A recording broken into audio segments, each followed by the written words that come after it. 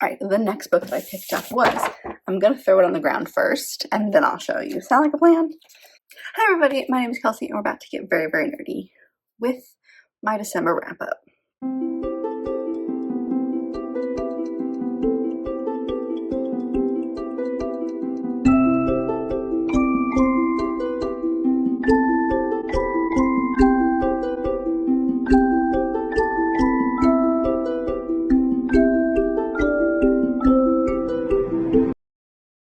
So, we may be nearing the end of January, but I still have December reads to talk to you about. So, today we are going to be talking about the books that I finished out 2024 with. I don't have that many. I only read 7 things in December, and a lot of them, well, at least 3 of them were a graphic novel series. So, not a ton, probably not a lot to talk about, but that's where we're at. So let's just dive into the stats. What is happening behind me? Okay, so in December, I read, like I said, 7 books, and that was over 2,192 pages, which is about 46 hours listened, which is over 3 audiobooks, 3 ebooks, and 1 mixed. Age categories actually was a little bit different for me because we had 4 middle grade. I know, who is she? 1 YA and 2 adult books.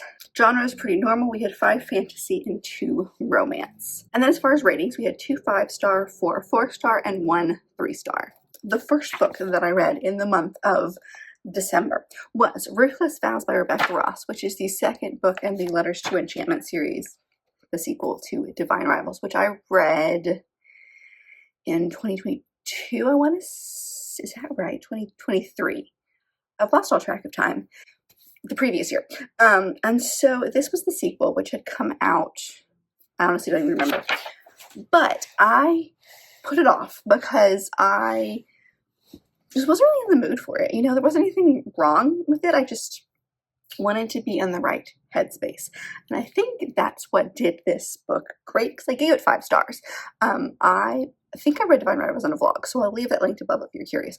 The first book, I think, took the world by storm. It was very well done. I think I gave it either 4 or 5 stars. I honestly don't remember what I rated it, but it was pretty high up for me. It's about war, which is usually something that I steer clear from, so the fact that I really enjoyed it was interesting. So this basically follows our 2 main characters, Iris and Roman, and they are 2 rival columnists at the same newspaper. They're fighting for the same position, and they end up both kind of like becoming reporters on the front line of this war. And this war is between 2 gods, basically. I mean, there's only one that's actually like physically present, and he's not present for us until the second book. So like he's really just more of like a figment. And so it's really gives the feel of like a World War I or World War II book, because it has that vibe to it. It's very realistic, but it does have fantastical elements. Like some of the places that they go to have some sort of fantasy thing. There is a whole thing with typewriters in this series that are connected, and so there's some fantastical stuff there. But it's really a historical romance book with some fantasy sprinkled in. So for the second book, there are trigger warnings. Obviously, war, loss of a loved one, PTSD, and then trauma, specifically medical trauma when it comes to like wounds or injuries and the repercussions from those injuries as they continue in their lives. So I really enjoyed this book. I think, like I said earlier, the thing that worked for me the best was that I waited until I was in the mood. And I don't know what it was, but something about December, I was like, this is the time. I need to read this book now. And while it seems like common sense, I'm really bad at that. I'm really more of like, oh, this book came out, I need to read it right away because like I need to know what it's about. And it's like, no, you can wait until you were interested in it, and that's okay. And so I think that really helped this book, because if I had not been in the right mood for it, I probably wouldn't have enjoyed it as much as I did. I loved the characters. I loved diving back into this world. I loved diving back into the characters. We definitely had a cliffhanger of sorts at the end of the first book, so I was really interested to dive back in. We picked up almost immediately, not quite, but almost immediately, from where the first book ended, and it was really interesting because like I just fell in love with these characters. And like, it wasn't that I had forgotten these characters. It wasn't that I had forgotten what had happened in the first book. I actually remembered a lot from the first book. I just I don't know, because I had put so much time between it, like I just fell in love with these characters all over again. It was like, I don't know how to explain it. It worked really well. Obviously this is not an easy book to read because it takes place during war. It's about what happens during war. It takes place a little bit after war too. So like there are some PTSD moments, not a ton. It's mostly just like the infighting and physically what's going on. But like the romance, I was so worried I had built up this romance in my head because I had loved it in the first book. It was great in the second book too. Like it was fine. And how this book ended, I was very, very nervous about how the first book ended. Let me rephrase that. How the first book ended. I was very nervous about how the romance was going to be in this book. It was great. I loved it. And I just really enjoyed the plot, the characters, the romance. Everything about this was great. So yeah, I gave it 5 stars because while I don't think it's the best book I've ever read in my entire life, and there's probably some issues and not everyone's going to love it as much as I did, there's something for reading it at the perfect time, which I definitely did for this. The next book that I ended up picking up was Not in Love by Ali Hazelwood, which was, I think at this time, is still true, her most recent release. She does have one coming out in 2025, but this one came out last year. And it's a different cover, like illustration-wise, a little bit than her other books, but it still kind of falls within that STEM romance vibe, but it's more engineering than romance is really kind of what it is. So we follow my 2 characters, Rue and Eli, and Rue works at this food, what do you even call it? She works in the field of food science, and she's got a lot of trauma with her background when it comes to like food insecurity. So she's working on how to keep food preserved and fresh for longer, I guess is the best way that I can describe it. And so you've got her and this company, and her best friend and one of her other really good friends owns this company, and she's like been there forever. And then you've got Eli and his business partners who have come in and basically bought the loan on this company. And so they are basically in charge now. And so I learned a lot about business through this book actually, because while like technically her friend still owns the company, they have say in it, but like there's other stuff going around because they're clearly searching for something, but there's an attraction between the two of them. So this book, I'm going to read you the little note at the very beginning because I thought it was the best way to describe this. It says here from Ali, "Dear reader, I just wanted to drop a quick note to let you know that Not in Love is tonally a little different from works I've published in the past. Rue and Eli have dealt with and still deal with the fallout from issues such as grief, food insecurity, and child neglect.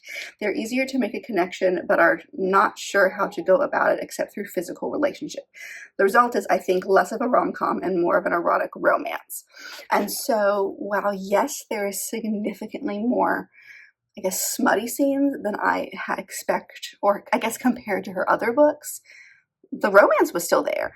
I loved these characters because yes, they are 2 very, very flawed characters. They are 2 people dealing with a lot of trauma from their past. And because of that takes a lot of toll on relationships and building relationships. Like Rue does not have relationships. She has one-night stands. She is on an app where the whole purpose of it is to have a one-night stand. And that's it. Hook up, see ya, bye. And that's how they meet. And then the hookup doesn't happen. And then the next day she finds out that he's actually the one that's in charge of this, or like is taking over this company, basically. And so there's a lot of like, oh, we shouldn't be a thing. There should not be any attraction between the 2 of us because like you are taking over this company I love, and you know, like there's all this drama between us, but like there's that attraction that pulls them in. And so I do have a list of trigger warnings, which some of them were already mentioned, but obviously food insecurity, loss of a loved one, and possible familial abuse. It's not like, I don't know how to explain it. Rue has a brother who is just very headstrong and comes across as almost violent, but isn't. I think is the best way I can describe it.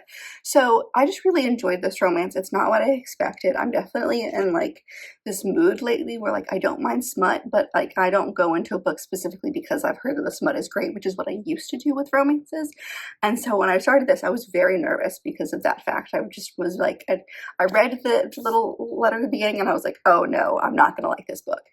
And it works great. The connection between these 2 characters is perfect. I love watching them continue to grow in trust trust each other, and they were very adult about this relationship. They were very open about their feelings and thoughts, and they talked about things, most things. I mean, there's a couple things they didn't talk about, which is what pushed the plot along, but most of the time they were talking about their problems, and I really enjoyed that. So I'm not sure this is my favorite book by Alia Hazelwood, but she's done it again. I gave it 4 stars. I've loved everything that I've read by her at this point, and so like she's got a fan of me for sure, and this just continued proving that to me. The next book that I ended up picking up was A Winter in New York, and this is by Josie Silver. I had never read anything by Josie Silver until this book, so I wasn't quite sure what to expect. Also, a weird little like niche thing about me is that if a book revolves around baking or cooking, I usually steer clear from it unless there's a specific reason, like I love the author or something like that. So this is a super random one that I picked up from Book of the Month last December in the hopes of reading it during Christmas, because while it is set in the winter time, it like starts in the fall, summer fall, and ends around Christmas. So it's not a Christmas story in my opinion. It just happens to have an ending at Christmas, but like Christmas is not a thing. It's not a major part to the plot, is what I'm saying. With all that being said, I am going to give this one 5 stars because I just really enjoyed my time with it. I was in the winter mood, and like in like movies and stuff, I was very in the Christmassy mood, but I didn't really want to pick up any Christmassy books. So this is exactly what I wanted and needed for this kind of like mood that I was in. So this book also follows a main character named Iris. I don't know why, but for some reason this month, that's the name we have chosen. So this follows Iris, and she is in New York City. She's from England, but she's escaping from kind of a toxic relationship. And so she comes to New York City, ends up working as a cook in this like noodle house. Owned by this guy named Bobby, becomes really, really good friends with Bobby. Bobby lets her go upstairs. They become best friends, the whole shebang. In his attempt to like get her out of the house and to do things, he takes her to this like big food convention thing that's happening in the city. I think it's in like August sometime. And she runs into this, or she walks by this gelateria and is like, I'm interested in that because I've always had gelato. I have like, her mother has recently passed away, and so she's got really fond memories, and her mother has like a lot of memories of New York, so she's going to New York trying to like also reconnect with her mom a little bit, and so through like pictures and memories and stuff. And so she's got a lot of recipe that's really important to her. Her mother has like kept it secret. She says you cannot tell anyone about it, but she makes it for like her friends like Bobby. And so there's something about the store that just like strikes up her brain. And so she wants to go hang out. She goes through her mother's books, realizes there's a picture of her mother in front of the store, very confused by it, goes to the gelateria and discovers that the owner of this, I think I'm saying this wrong, but like this place has recently fallen or like had a stroke or something happened, and he can no longer remember the recipe, and only 2 people in the world can know this recipe at the same time. So she teams up with this guy named Gio, who's currently running it. He's the nephew of the guy who's in charge, and she tastes an old recipe. They kind of connect. He tastes an old batch and discovers it is exactly the same as what her mom taught her. So she kind of like helps him reconnect and try to figure out what this recipe is. She talks about the fact that she's a chef and she bakes and like is really involved with food, and so they end up working together trying to figure out what this old recipe is, while she is also becoming closer to his family. There's some secrets there because like her mother has obviously been connected to this family and she can't figure out what happened there, and so it's the 2 of them as she gets to know him and his family, and learning a little bit about her mother along the way.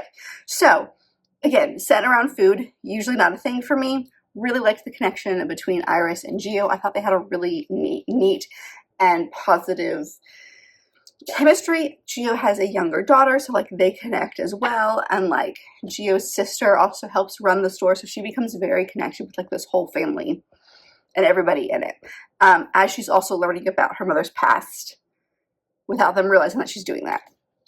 And so it's their relationship.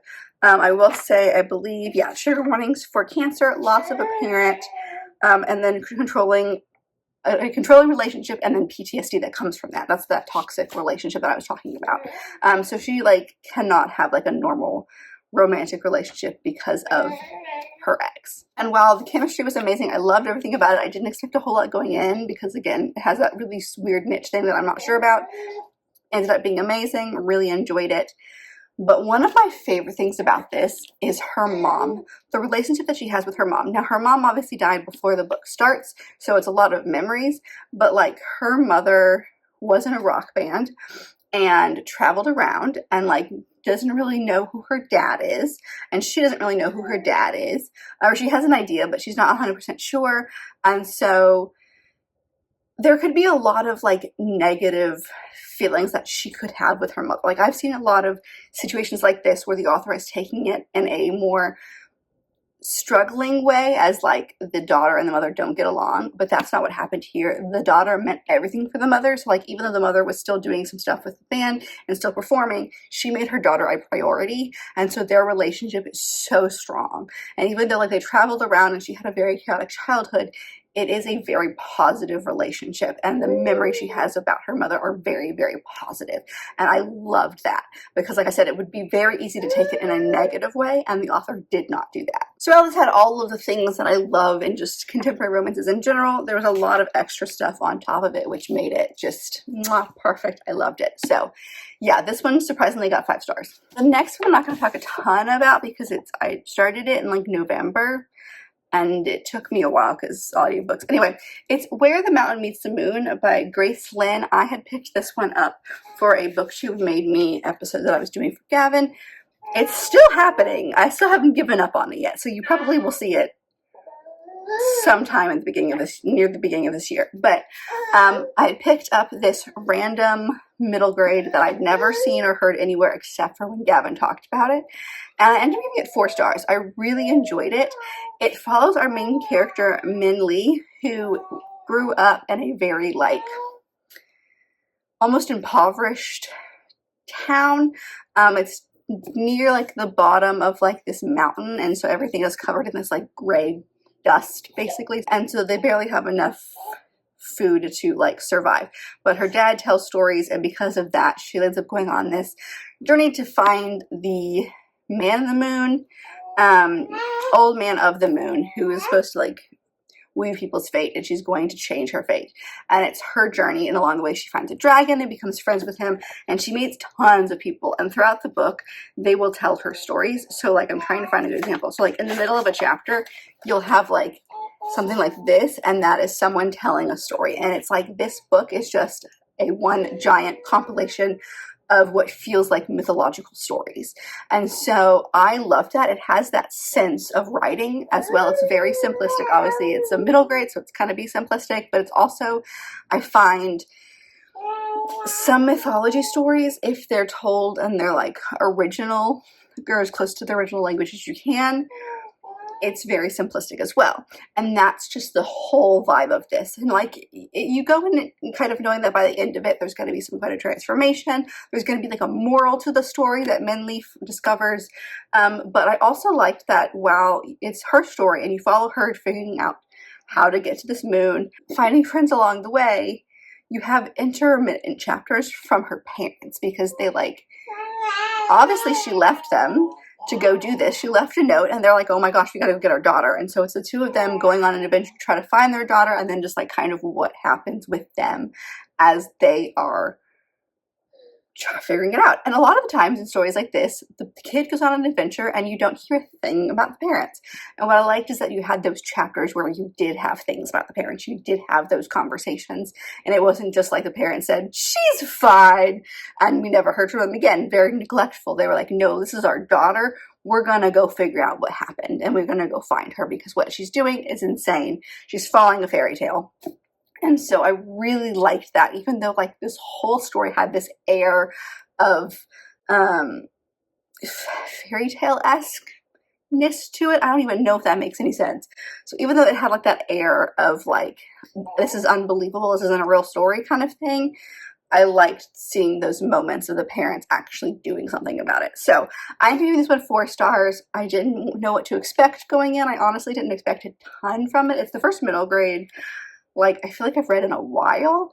And I've never read anything about this author, but this author like even went on like a journey. Like at the very end of the book, you've got like pictures of her going to all these different places that inspires some of the drawings within this book. And if you want to read this book, I highly recommend doing the physical. Like the audiobook is great, don't get me wrong, but if you can get a physical or ebook copy as well, I mean, there are even the chapter heads are just generally stunning, but there are these elements of the storytelling in between. They have these pictures, full page pictures throughout the story that I believe the author has done as well. And so it was just really, really pretty, a book as a whole, and you just kind of see her story while she's trying to figure stuff out. So I loved it.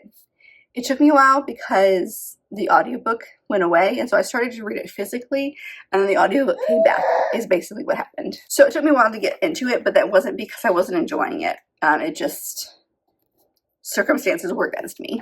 And the final 3 books I'm going to do together, because they're all part of the same series, and it is volumes 1 through 3 of Lightfall by Tim Probert.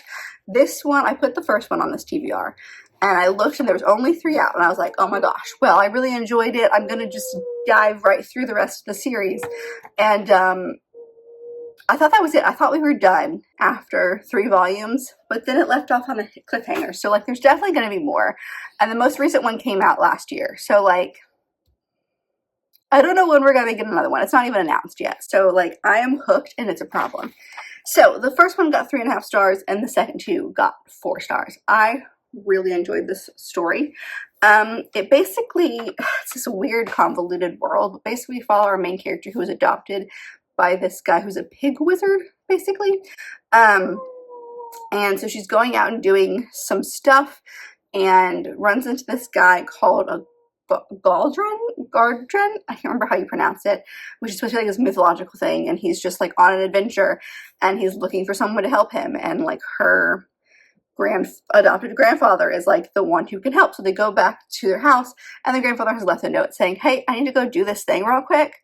I'll be back. But her grandfather's very, very, very forgetful. So she's like, oh crap, I gotta go find him.